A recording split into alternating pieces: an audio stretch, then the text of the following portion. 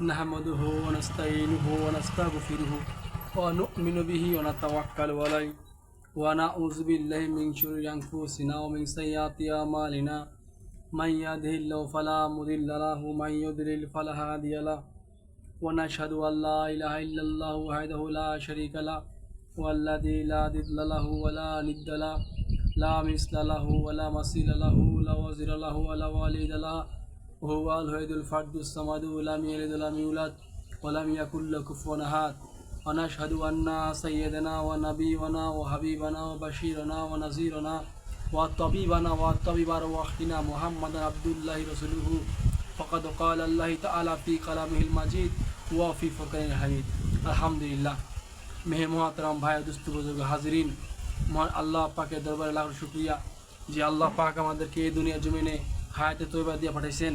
আমাদের হায়াতে জিন্দগির কদর করা আল্লাহ তাআলা আমাদেরকে দুনিয়াতে এই ফিতনা জামানায় সমস্ত পাপ কাজ থেকে হেফাজত করে, সমস্ত পেরেশানি থেকে হেফাজত করে, সমস্ত কাজকর্মতে ফারাক করে আল্লাহ তাআলা যে একটি দিনের মজলিসে আসার মতো সমস্ত বিদায় করলো, তাই দিল থেকে শুকরিয়া আদায় করি আলহামদুলিল্লাহ। এই জন্য ভাই দুস্থ আজিজ, আল্লাহ হুকুম মানা নবীর তরিকা চলা দুনিয়াতে শান্তি আখিরাতে শান্তি। এই জন্য ভাই দুস্থ বুজুর্গ আজিজ, আমাদের সবাইকে আল্লাহ হুকুম নবীর তরিকা মানতে হবে। দুনিয়া থাকার জায়গা নয়, দুনিয়াতে আল্লাহ তাআলা আমাদেরকে মুসাফির হিসেবে দুনিয়ার জন্য প্রেরণ করছেন। আল্লাহ তাআলা শুধু দুনিয়া করার জন্য আমাদেরকে পাঠান নাই, আল্লাহ তাআলা আমাদেরকে বরঞ্চ আখিরাত করার জন্য পাঠিয়েছেন। আখিরাত হচ্ছে অনন্তকালের জিন্দগি, যার শুরু আছে শেষ নাই। এই জন্য ভাই দুস্থ আজিজ, আল্লাহ তাআলা হুকুম এবং নবীজির তরিকা আমাদেরকে চলার চেষ্টা করতেই হবে বাধ্যতামূলক, তা না হলে এই ছাড়া বিকল্প কোনো রাস্তা নেই। এই জন্য ভাই এই দুনিয়ার জীবনে কত মানুষ ছিল, তার আজকে কেউ নাই। আমরা আজকে আসি, আমরা একদিন থাকবো না। সুতরাং আমরা কি নিয়ে কবরে যাব? আমরা যদি ঈমান আমল ছাড়া কবরে যাই, আমরা যদি আল্লাহ নবী থেকে না মেনে কবরে যাই, তাহলে কবর ভিতরে ভয়াবহ এক শাস্তি অপেক্ষা করতেছে। আর ওই শাস্তি পৃথিবীর কোনো চোখ দেখবে না, পৃথিবীর কোনো মানুষ দেখবে না, দেখবে একমাত্র আল্লাহ তাআলার ফেরেশতারা। আর আমি নিজে অনুভূতি করতে পারবো। এই জন্য ভাই বুজুর্গ আজিজ, আমাদের ওই জিন্দিগি দুনিয়া থেকে বাড়ি নিয়ে যেতে হবে। কবর যাওয়ার পরে তিনটি প্রশ্ন করবে, মান দিনুকা, মান নবীকা, মান রব্বুকা। তোমার রবকে, তোমার নবীকে, তোমার দিনকে। এই জন্য আমরা যদি আল্লাহ নবীদেরকে মানতে পারি, তাহলে আমরা ফেরেশতাদের প্রশ্নের জবাব দিতে পারবো যে আমাদের রব হচ্ছে আল্লাহ, আমার নবী ইসলাম, আমার নবী মুহাম্মদ সাল্লাল্লাহু আলাইহি ওয়াসাল্লাম, আমার ধর্ম হচ্ছে ইসলাম। আর যদি না মানতে পারি, আমাদের উত্তর চলে মুখ দিয়ে কখনো আসতে পারে না। এই জন্য ভাই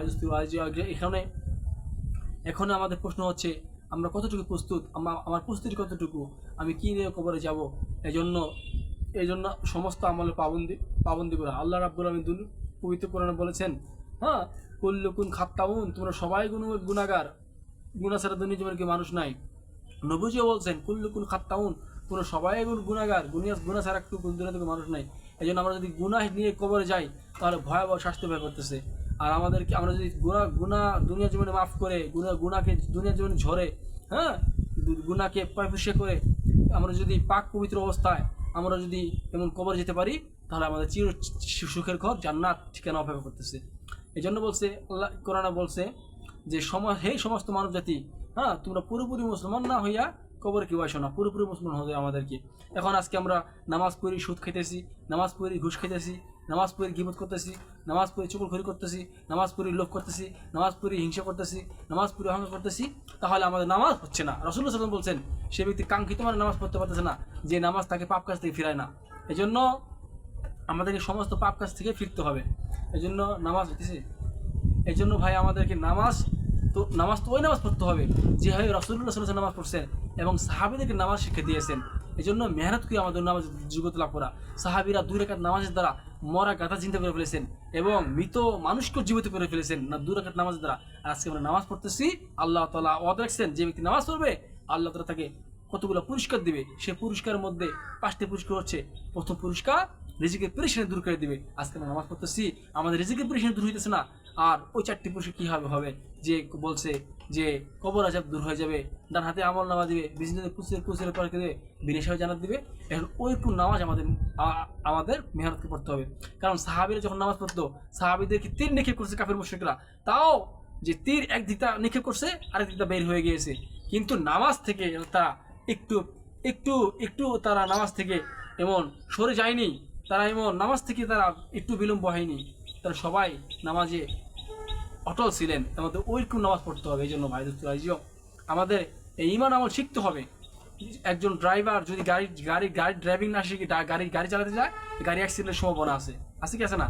এই জন্য ভাই আমাদের দিন এলেম শিক্ষা না করে যদি আমরা আমল করি, তাহলে আমাদেরও আমল গ্রহণযোগ্য হবে না। এই জন্য এলেমের সাথে, আমলের সাথে, ইমানের সাথে, ইখলাসের সাথে আমাদের সমস্ত আমল করতে হবে এবং নিয়তের সাথে, এবং সমস্ত আমল করতে হবে আল্লাহ তাআলার সন্তুষ্টির জন্য।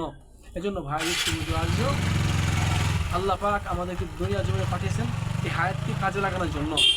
বলা হয়েছে 1 ঘন্টার ভিতরে একটা এমন ড্রামের থেকে যদি একটা 1 ঘন্টা থেকে একটা এমন ঘরের থেকে যদি ঘরের ভিতরে যদি কিছু বস্তা টাকা থাকে, যে 1 ঘন্টার ভিতরে যে যত বস্তা টাকা বাইর করতে পারবে সব টাকা তার হয়ে যাবে। ওই সময়টা যেরকম গুরুত্ব, ঠিক আমাদের দুনিয়া জিন্দগি তার চেয়েও বেশি গুরুত্ব। এই আমাদের হায়াতি জিন্দগি খুব দামি সময়, এই জন্য আমাদের প্রত্যেকটি সময় কাজে লাগাতে হবে। আল্লাহ তাআলা আমাদেরকে জেনে বুঝে সবাইকে আমল করার তৌফিক দান করুক। আমিন ওয়া আখিরাতুন আলহামদুলিল্লাহি রাব্বিল আলামিন। আল্লাহ তাআলা আমাদের সবাইকে দুনিয়া থেকেই আল্লাহ তাআলা আমাদেরকে ঈমান আমল গুছিয়ে নিয়ে কবর যাওয়ার তৌফিক দান করুক।